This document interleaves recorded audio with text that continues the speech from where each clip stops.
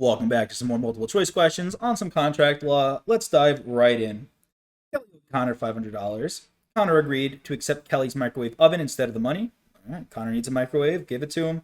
Kelly immediately delivered the oven to Connor. Which of the following terms correctly describes this agreement? Got a question here with all these terms, right? We've seen these throughout the exam, all the way back when we're dealing with the IRS, IRC, and what are your duties as a tax preparer to your client. That's kind of dealing with contract law. And then, of course, as we go through contract law, very in depth with all of the intricacies that we see there. Just look at these words. I mean, we see a lot of Latin words. We see a lot of terms. Yeah, it's a little rough because we're taking a tax exam, still dealing with business law. But what do we see here? Well, what is mutual rescission? What's novation? Let's run through what all of these. First, we're taking a look at mutual rescission. Well, mutual rescission, this describes an agreement to cancel an existing contract or obligation, and that's not what we're dealing with here. So we're going to eliminate letter A. What about novation? What is that? Well, this describes an agreement to replace an existing obligation or a contract with a new one, and that's not what's going on here. We're not replacing the original contract with the new one. What about material alteration? Well, this describes an agreement to modify an existing obligation or contract, which again is not the case here.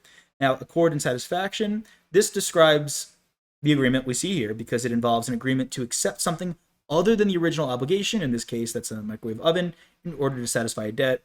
And final answer is going to be letter D. I know these. It's annoying memorizing all of these. As I've said, a few times, it's more important to make sure you have all the tax stuff down. Business law, I personally find it more interesting than the tax. No offense to all of you tax fanatics out there.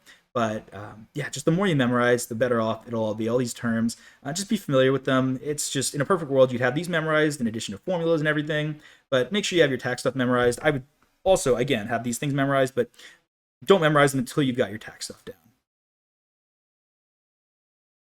Next up, if a party to a contract engages in an anticipatory repudiation of the contract, which of the following statements would be correct?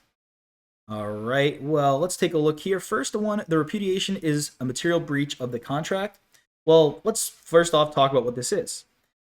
Anticipatory repudiation occurs when a party declares that he or she does not intend to fulfill the obligations of the contract, basically saying, screw off, I'm not going to do it. This does create a material breach wherein the other party may take action prior to the repudiating party's attempt at performance. The repudiating party may retract the repudiation unless the other party has canceled or materially changed the contract. Now, based on that, yeah, it sounds like the repudiation would be a material breach of the contract.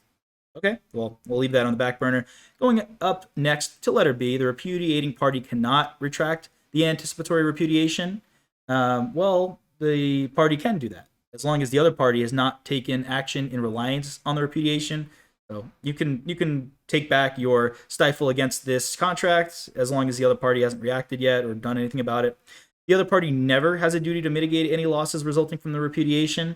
Well, the other party does have a duty to mitigate any losses that resulted from this. Like, again, talking about anticipatory repudiation, this is when someone says, hey, I'm not going to fulfill my end of the bargain, saying, I'm just not going to pay you for the services that you rendered.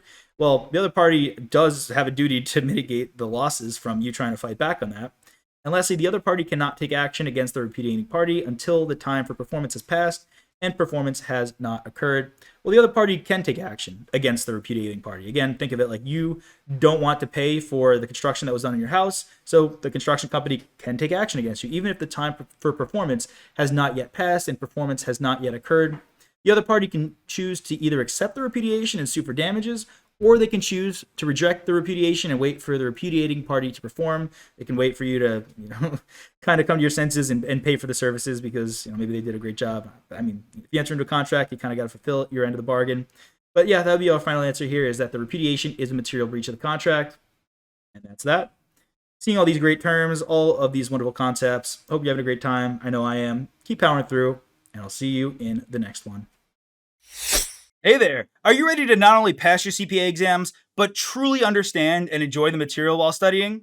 I know it seems impossible, right? Especially to enjoy the material? We'll do it together. Tap into the power of cpa.examprep.ai, where we've got personalized quizzes, multiple choice questions, memorization guides, flashcards, simulations, all tailored to your learning. Our adaptive study planning puts you on the fastest path to success and lifts you back up if you fall behind. Avoid wasting your precious time and money attempting an exam with a low chance of passing, because who wants that? We want to get you through this process as quick as possible. Our exam readiness prediction lets you walk in with confidence, knowing that you're prepared for success on exam day. Thankfully, there's no payment method needed to get started, so why don't you come join us? Visit cpa.examprep.ai and let's achieve your exam success together.